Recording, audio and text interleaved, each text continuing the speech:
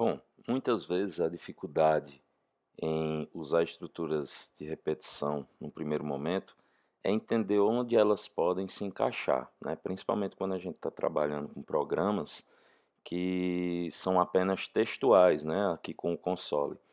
Então eu vou reaproveitar esse exemplo que a gente aplicou na aula de estruturas condicionais para que vocês possam entender contextos possíveis aqui da aplicação de estruturas de repetição, ok?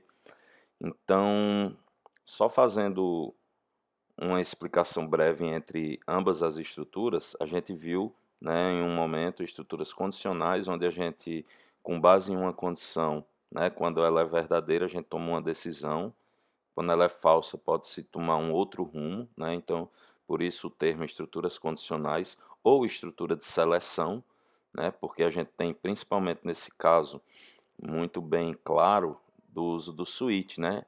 Onde a gente tem uma seleção aqui, com base na opção escolhida, né? Ele vai selecionar o caso específico. E a estrutura de repetição, o conceito é bem mais simples, que é o quê? É ter, com base em alguma condição também, a possibilidade de repetir alguma execução do nosso programa. Então veja só, esse programa atual aqui ele é muito simples, né? Ele apenas, com base em uma escolha, ele toma uma opção dessa para executar. Então, se a escolha for 1, ele entra no case 1, se for 2, no case 2, se for 3, no case 3, se for algo fora das opções, entra no default. Então aqui ele executa e no break ele já para, né? Então se eu fizer o seguinte, se eu botar aqui 1, ele executa o case 1, né? Que é seja bem-vindo, tá aqui, e para a execução, tá bom? Beleza, mas e se eu quiser deixar isso aqui algo mais funcional, né? O sistema ele tem que funcionar aqui até que eu tome a opção de sair do sistema, por exemplo, né? Então vamos supor que eu pusesse aqui, só para melhorar o entendimento de vocês, a opção 4, que significaria sair do programa, tá?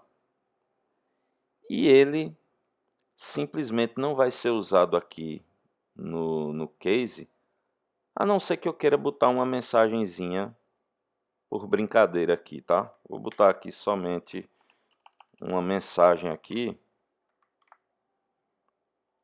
que vai ser essa daqui.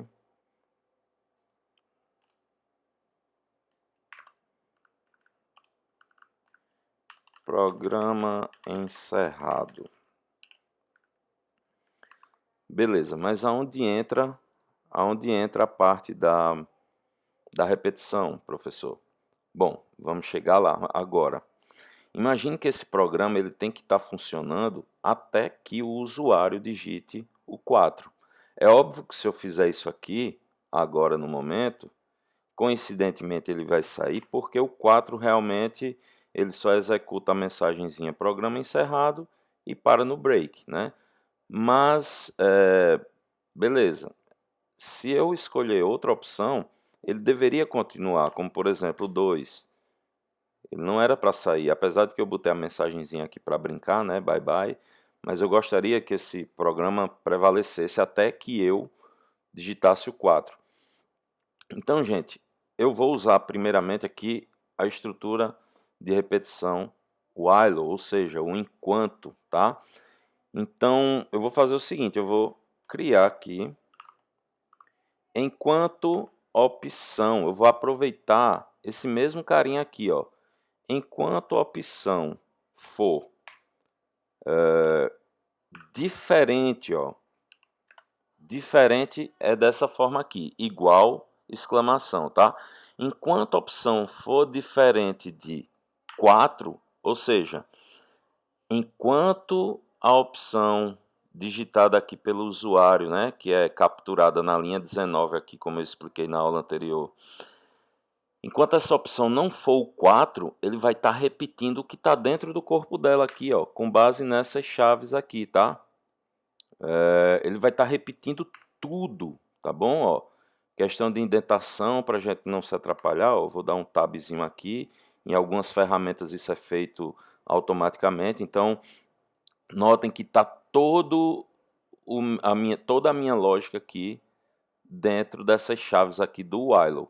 Ou seja, enquanto o usuário for digitando qualquer número que seja diferente de 4, ele vai estar executando esse programa aqui, beleza? Então vamos testar e ver o que é que ocorre. Opa, ele está reclamando aqui do meu operador.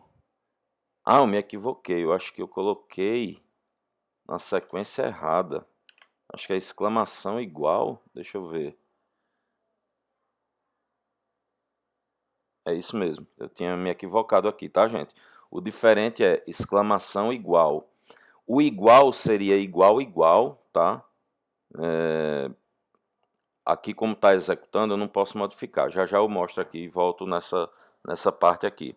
Mas aí então, nesse caso, eu vou estar pondo, por exemplo, 1. Então se eu puser 1, ele vai repetir, ó. Notem que ele executa, né, ó.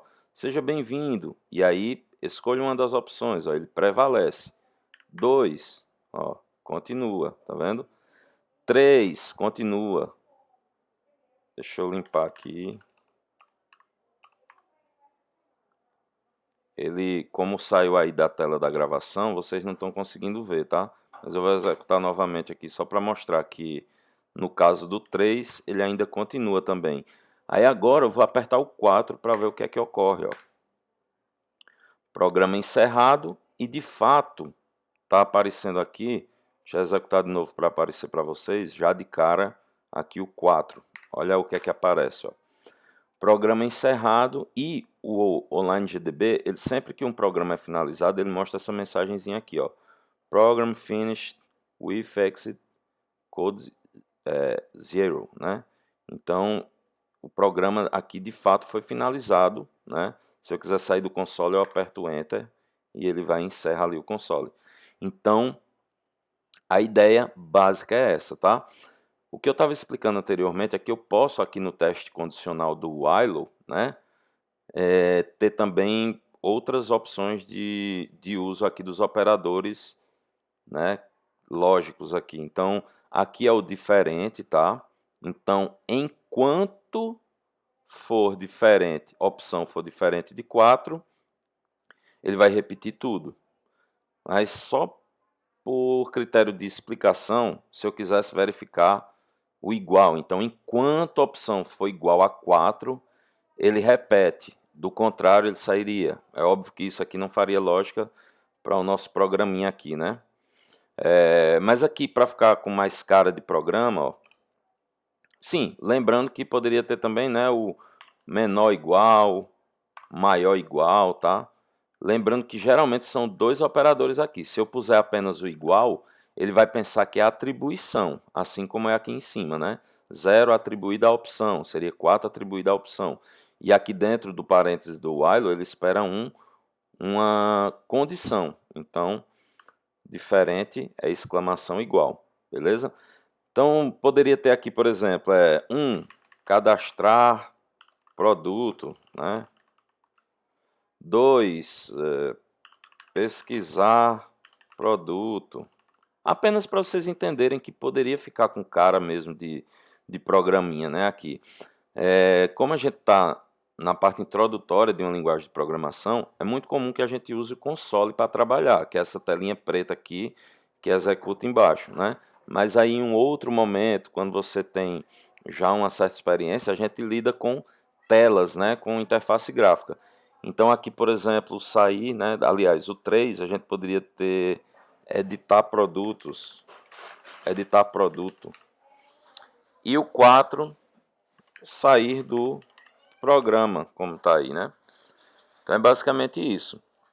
Óbvio que a gente tem aqui, né, um switch para brincar, mas aí a gente teria que ter funcionalidades, né, relacionadas a isso aqui, a cada opção, né? Cada opção, 1, 2, 3 e 4.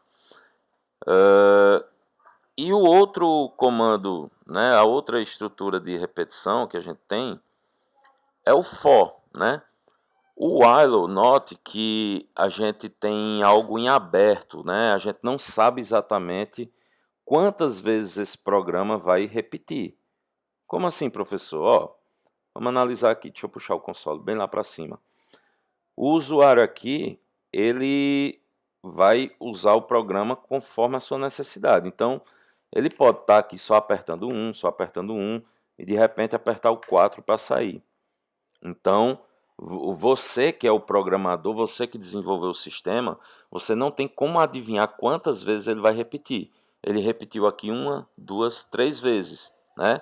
Mas ele poderia também ter de cara executado aqui e já imediatamente usar a opção 4 para sair, então ele não repetiu nenhuma vez, beleza? Mas vamos supor que eu quero que esse programa, por algum motivo, apesar de não fazer muito sentido, mas por algum motivo eu quero que esse programa só dê a opção para repetir o menu 2 vezes e pronto. O usuário, por mais que ele tente mais de uma vez, ele não vai conseguir. Então eu já utilizaria uma outra estrutura de repetição que se chama for, né? Ou seja, para. For. Vou abrir essas chaves, porque essas chaves aqui vai reaproveitar que era do while. Lembrando que também é uma estrutura de repetição, então ela tem a mesma função do while. A diferença é o comportamento, que é um pouco diferente. Enquanto o while a gente não sabe quantas vezes o usuário pode repetir, o for ele delimita a quantidade específica de vezes. Eu posso até burlar isso, criar alguns tratamentos para que ele fique semelhante ao while, mas a característica principal do for é essa. Assim como o while também, ele pode ser determinado para também efetuar as repetições com base em uma quantidade específica. Mas aí eu estaria burlando os comportamentos de ambos. Isso a gente geralmente faz com uma variável que a gente chama de variável de controle, né? Uma variável que vai estar ali contabilizando e aí quando chegar no limite dela, ela para. Que é o que acontece naturalmente aqui no for, tá? O for, ele precisa, no seu primeiro termo aqui, que você delimite uma variável do tipo inteiro, a gente costuma naturalmente chamar ela de i, tá? Poderia ser qualquer outro nome, mas se você for ver, a maioria das linguagens usa esse pequeno caractere aí, e geralmente é sempre o i, mas poderia ser outro nome. E eu tenho que dizer que esse i começa com algum valor. Eu gosto particularmente de começar por 0, já é um costume meu, mas tem gente que gosta de começar por 1, então isso é bem relativo. Essa variável i, ela vai servir como um contador de vezes a repetir e ela é a nossa variável de controle. Quando eu delimitar aqui no próximo termo, que é o termo condicional, eu vou delimitar quantas vezes o que está dentro das chaves pode ser repetido. Então, digamos que eu quero repetir isso aí 2 vezes. Então, eu vou botar aqui, ó, e notem que ele é separado por ponto e vírgula, tá? Infelizmente, isso é algo que se tem que decorar mesmo, a sua sintaxe, né? Então, ó, repita conforme o i aqui, né? Ó, que vai i enquanto. Aqui é como se entrasse a ideia do enquanto também. Eu digo na leitura aqui para vocês entenderem, ó. Repita o que está entre as chaves enquanto i for menor que, digamos, 2. Porém, se vocês pararem para pensar aqui comigo, menor que 2 é 1. Então, como o i começa por 0, ele vai estar sempre aumentando um valorzinho aqui para contar as repetições. Então, quando ele repetir a primeira vez, o i vai receber um 1. Logo, ele já vai ser menor que 2, então ele só vai permitir uma vez. Para que eu garanta que ele repita as 2 vezes, eu boto menor igual. Por quê? Porque ele vai repetir uma, incrementar 1 aqui, repetir outra, incrementar mais 1 e chega ao valor 2. Então 2 vai entrar nessa condição aqui, que 2 é igual a 2, né? E aí ele para. Melhor mostrar aqui no funcionamento para vocês entenderem melhor, tá? Só relembrando aqui, ó, eu boto o nome for, que é o comando, dentro do parênteses eu digito aqui a minha variável de controle. Depois do ponto e vírgula vem um segundo termo, que é a estrutura de condição aqui, que é usando a variável de controle. Ela é quem vai delimitar as vezes que eu vou repetir. Enquanto o i for menor ou igual a 2, ele vai executar tudo que está entre as chaves. Beleza, mas se vocês pararem para pensar, se eu fosse executar aqui do jeito que está, o nosso i sempre seria 0, concordam? Então isso ia dar um loop infinito, porque 0 sempre é menor do que 2. Para evitar isso, por isso que a gente chama de variável de controle, a gente faz um incremento do i, que é i mais mais. Então, dessa forma, ele executa o conteúdo e aí a cada repetição, esse mais mais aqui significa mais 1. Então, ele estava com 0. Na primeira repetição, ele joga 1 para o i. Na próxima, ele já soma 1 com o valor que tem dentro de i. Se dentro de i tinha 1, 1 mais 1, 2. E assim por diante. Então, observem que, deixa eu só organizar aqui a indentação, né, para ficar melhor a nossa leitura do código aqui. Eu gosto de dar uma tabulada aqui para ficar um pouco à frente. Beleza, então eu vou executar aqui para vocês entenderem como é que funciona. Eu vou deixar só o for aqui à vista para vocês entenderem a lógica. Ele acabou de executar a primeira vez, ou seja, o i ainda é 0, tá? Beleza, eu vou, em vez de botar o 4 para ele não sair do programa, propositalmente eu vou botar o 1 para ele repetir. E aí, beleza, ele repetiu o conteúdo que está dentro do for, e agora ele volta para esse for aqui, fazendo um incremento graças ao i++. É assim, gente, ó, ele executa, ele verifica primeiro, ó, i é menor ou igual a 2. Nessa primeira execução, porque 0 é menor do que 2, né? Então, ele executa tudo, assim que ele executa, que foi o que ocorreu aqui, ele já joga o quê? O mais, que é o quê? É 1 atribuído ao conteúdo de i. Então, ele soma 1 mais 0. Logo, nessa próxima execução, o nosso i agora tem o valor de 1. Então, eu vou colocar aqui, novamente para repetir, e agora o que é que aconteceu? Ele executou tudo e acrescentou mais 1 aqui ao i. Como o i já tinha 1, 1 mais 1 forma 2. Então, vamos supor que eu queira executar mais uma vez. Ó, ele executou uma e duas, tá? Essa primeira ele não contabiliza, porque é a execução normal inicial. Ele executou a primeira, repetiu a primeira vez, a segunda vez. Eu vou tentar repetir a segunda vez, lembrando que ele já está aqui com 1 mais 1, que dá 2. Logo, 2 é igual a 2. Então, se eu puser aqui, na verdade, ó, gente, peraí, desculpa aí, eu contabilizei errado, ó. Eu disse que aqui não contava, mas é o seguinte, aqui já conta, tá? Essa é a primeira, é tanto que está dentro do for, tá? Então, essa primeira execução, ele contabilizou o 0 e acrescentou 1. Nessa segunda, ele executou fazendo o quê? 1 é menor ou igual a 2? 1 é menor do que 2. Então, ele executa tudo e acrescenta 2. Aí ele executou e acrescentou mais 1 ao 2. Logo, vira 3. Por isso que quando eu boto aqui o 2, ou se eu tivesse botado 1 também para escolher essa opção, ele não executa mais. Ele encerra o programa. Por quê? Porque 3 não é menor ou igual a 2. 3 é maior, tá? Recapitulando aqui, eu vou executar de novo para não ficar confuso para vocês, ó. Nesse momento, eu acabei de fazer a primeira execução. Logo, o i aqui já se tornou o quê? O i já se tornou 1, tá? Porque ele executou tudo e acrescentou 1 graças ao i++. Então, nesse momento, o i já tem 1.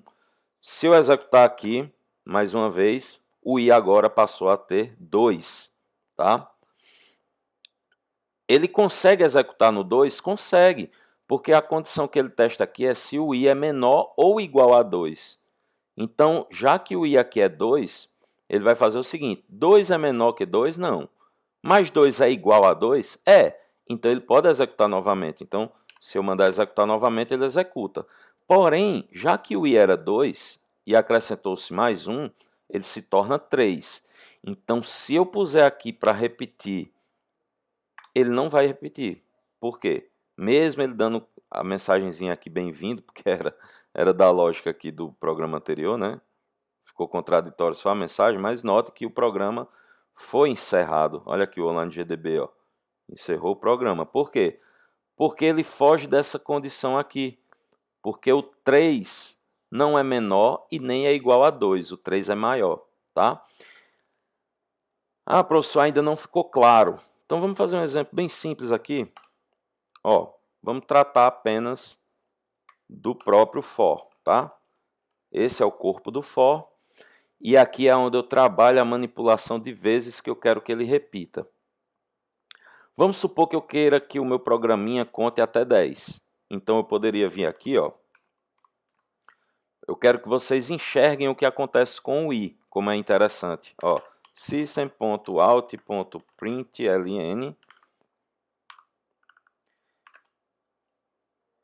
Este é o valor do i nesse momento. Então aqui eu vou e concateno com o i. O i é uma variável, gente, como outra qualquer. Então eu posso imprimir ela aqui. Então notem o que é que eu estou fazendo aqui. Olha que interessante. Eu vou fazer com que cada execução, a cada loop, né, que a gente chama, a cada repetição, ele mostre o valor de i naquele momento. Olha que legal.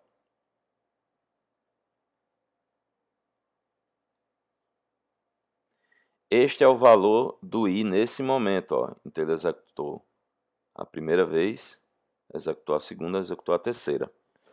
Inclusive, é onde a gente também começa a avaliar se ele está atendendo à questão de quantidade de repetições. Eu estou lembrando até aqui no começo da aula, eu acho que eu disse assim, vou fazer um programa que repita apenas 2 vezes, né? E isso aqui é um pouco confuso às vezes, acaba que a gente se atrapalha nesse sentido de quantitativo. Por quê?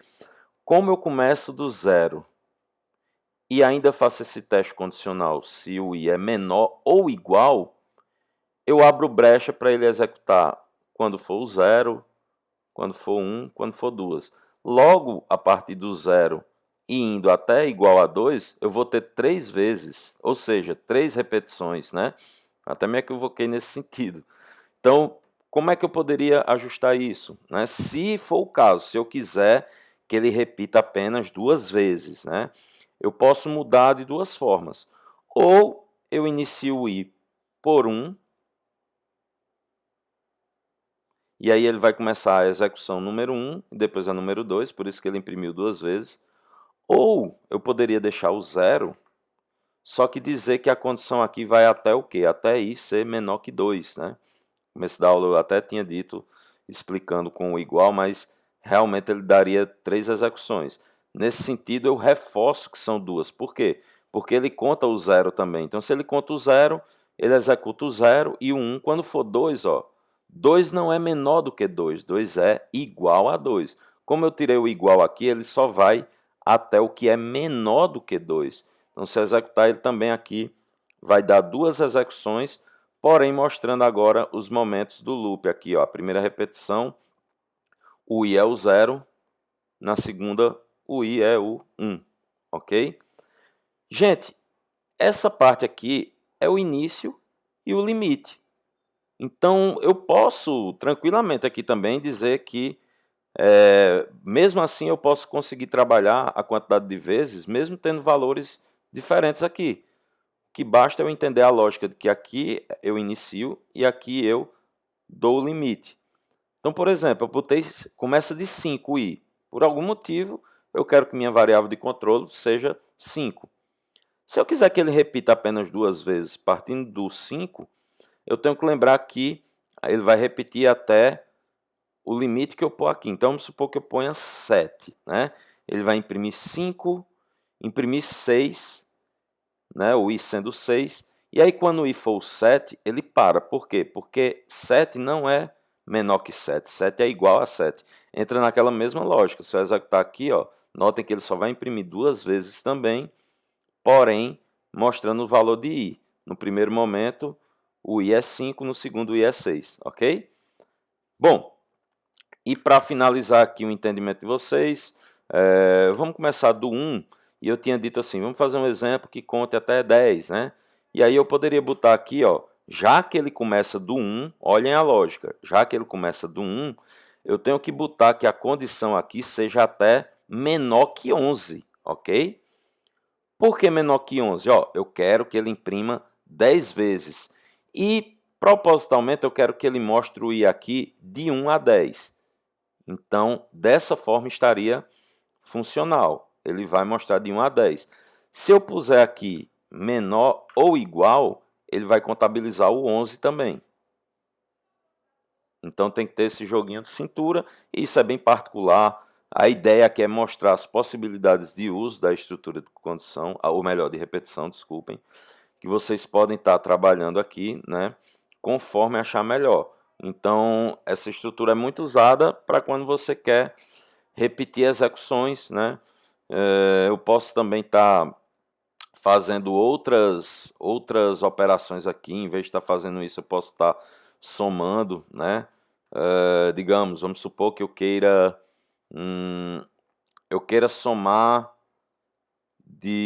vamos lá, vamos usar uma lógica simples aqui. Eu quero imprimir de 1 a 10, de 0 a 10, apenas os pares, né? Tem uma forma muito mais técnica e profissional de se fazer isso, né? Que é a gente verificando se o número é divisível por 2, né? Porém, só para vocês entenderem que eu posso intercalar aqui, vamos supor que eu queira estar mostrando apenas da seguinte forma.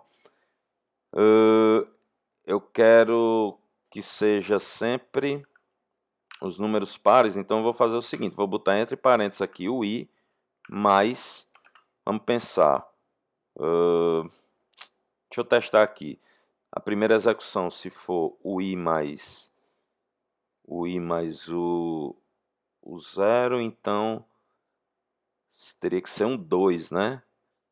Então vamos lá, vamos ver se isso está fazendo sentido. Não tá, né? Ó, 2, 3, 4, 5, 6, ele está imprimindo tudo normal. Deixa eu ver, ele está concatenando, eu acho. Acho que ele não está. Deixa eu ver aqui. Ele imprimiu bonitinho aqui, ele não está. Imprimiu 2, aí 2. Já seria 4 no próximo, né? Ah, mas é porque tem um incremento aqui também, né? E, deixa eu botar assim, melhor, uma lógica mais atrativa. Essa não ficou muito boa, não. Vamos fazer o seguinte, ele imprimiu 0, e aí eu vou botar aqui i mais novamente. Então ele imprimiu 0, e aí o 0 se tornou 1. Quando incrementar mais 1, 2. Beleza, imprimiu 2. 2 mais 1, 3. Quando incrementar 1, 4. Eu acho que agora faz sentido, vamos ver. Show de bola. Aqui, ó. 0, 2, 4, 6, 8, 10. Legal? Então aqui eu imprimi apenas os números pares. Ah, professor, está muito complicado de eu entender. Gente, aqui não é uma soma, tá? Aqui ele está só concatenando o texto com o conteúdo de i para poder imprimir na tela aqui. A soma, de fato, do incremento acontece aqui e acontece aqui. Então, vamos lá, vamos pensar pela lógica. A primeira iteração, ou seja, a primeira repetição, ele exibe o 0, beleza? Quando ele termina de executar, gente, é que ele faz esse incremento aqui. Quando ele termina de executar tudo que está nas chaves, beleza? É que ele faz o incremento e volta para executar isso daqui. Na verdade, esse camarada aqui, ele só executa a primeira vez também, que é só para iniciar a variável. Depois, o que fica sendo levado em consideração é o teste condicional e os incrementos. Então, vamos na sequência. Primeira execução, ó, eu vou botar até como comentário aqui, ó. Primeira execução, ele imprime o 0, tá? No final, ele pega aqui, ó. Aliás, ele imprime o 0, na sequência, ele faz o incremento de mais 1. E no final, ele faz esse incremento aqui final, ó, que é mais 1. Então, logo, a gente tem de cara o seguinte, começou com 0, imprimiu 0. 0 mais 1 aqui, ó, 1. Mais 1, 2, imprimiu 2. 2 mais 1 aqui, 3. Mais 1 aqui, 4, imprimiu 4. E essa é a lógica para cada um aqui, tá? Ó.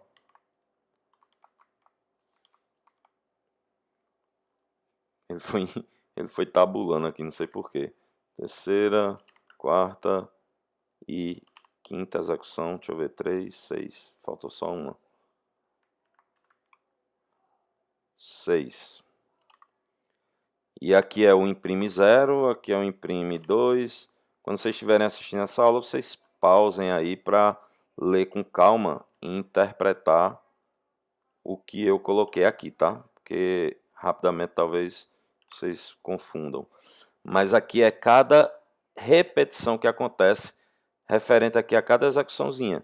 Então, ó, a primeira repetição ele imprime o 0, na sequência ele faz o incremento de mais 1 e no final ele faz esse mais 1. Na sequência ele imprime o 2, na sequência ele faz o incremento a 2, que é 3, e no final mais 1, 4, por isso que ele imprime o 4 já no outro. E assim sucessivamente, ok? Bom, pessoal, então espero que com essas explicações tenha ficado mais claro, né, como funciona as estruturas de repetição. Ali pelos slides às vezes não fica tão claro. Qualquer dúvida, utilizem o fórum, né, e busquem ajuda com a gente ali pelo chat também, se for o caso. Estamos sempre à disposição, tá bom? Até mais, bons estudos.